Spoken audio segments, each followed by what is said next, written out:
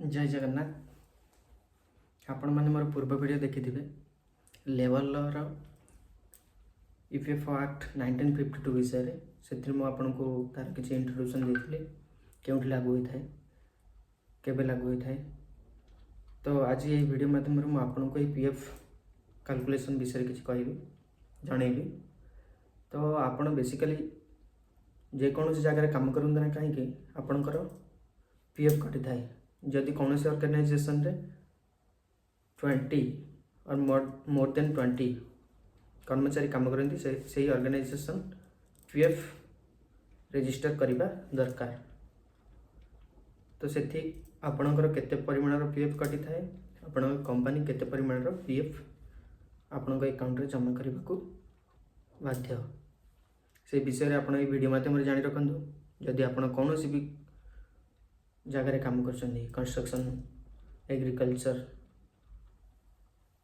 Factory manufacture जेकोसी organization काम करूँ कहीं आपंकर जब पीएफ कटि थाए ताहले ये वीडियो देखो। तो आप जानते आपंकर टोटाल केते परसेंट पीएफ कटि थाए आपंकर टोटाल पीएफ आपंकर बेसिक प्लस डी रो 12% पीएफ कटि थाए। जो मैंने कंस्ट्रक्शन रे काम करती पर डे बेसिस रे सेमानकर बेसिकली बेसिक ऊपर ही पीएफ कटि थाए गवर्नमेंट रो बेसिक रेट हिसाब से सेमानकर पीएफ कटि थाए। से अनुरोध करुच्ची ये वीडियो को देखो जो मैंने कंस्ट्रक्शन फील्ड रे पर डे बेसिस रे काम करती गवर्नमेंट रेट हिसाब रे। तो से मैंने वीडियो को देखो। तो समस्त देखु से माने नुह समस्त भी देखु जो मैंने पीएफ अकाउंट अच्छी। तो आम जानी आमर 12% पीएफ कटि थाए और कंपनी 12% पीएफ दे थाए। तो 12% पीएफ क्यों अकाउंट को जाए थाए आमर जो पीएफ कटि थाए केतोटी अकाउंट अच्छे ये पीएफ मध्य। तो आम बेसिकली जानी रखा उचित ये पीएफ मध्य प्रथम आम दुईट अकाउंट विषय जानी रखा उचित employee provident fund account employee pension scheme account.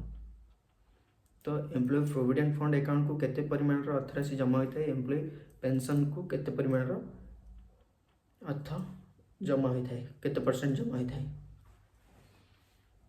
आमर 12% पीएफ कट थाए एम्प्लॉय आमर एम्प्लॉयर माने आपण जो ऑर्गेनाइजेशन काम करती एम्प्लॉयर से कंपनी आपन को केते परसेंट दे थाए। तो आपण को आपणकर टोटाल 12% आपणकर एम्प्लॉय प्रोविडेंट फंड अकाउंट को जाए थाए कंपनी देथिबा 12% रो 3.67% आपणकर एम्प्लॉय अकाउंट को जाए थाए आपण अकाउंट को आसी थाए। आपण पचारिबे बाकी अमाउंट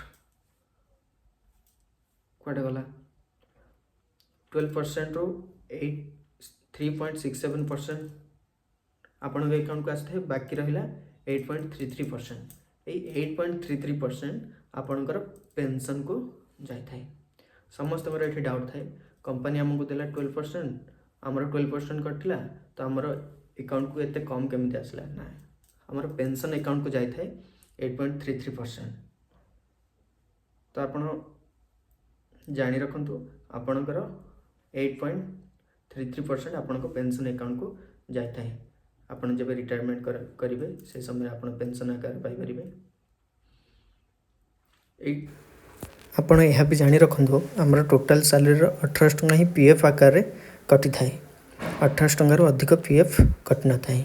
यह गवर्नमेंट एक रूल जार 15,000 अधिक भी थाए सैलरी तार 18 टंका ही पीएफ आकार कटि थाए 15,000 कम थे तार 12% हिसाब रे आपणकर पीएफ कटि थाए से हिसाब रे ही आपणकर कंपनी आपन को पीएफ प्रोवाइड करता है। ग्राफ माध्यम रे देखंतु 15.67% आपणकर पीएफ अकाउंट को जाय थाए।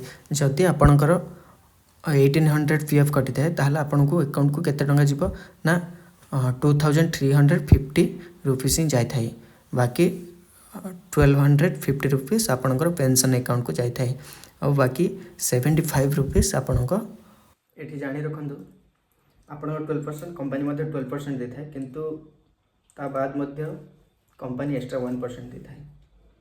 जो मैंने कंप्लायंस काम रुहति से मैंने जापारे 13% दे था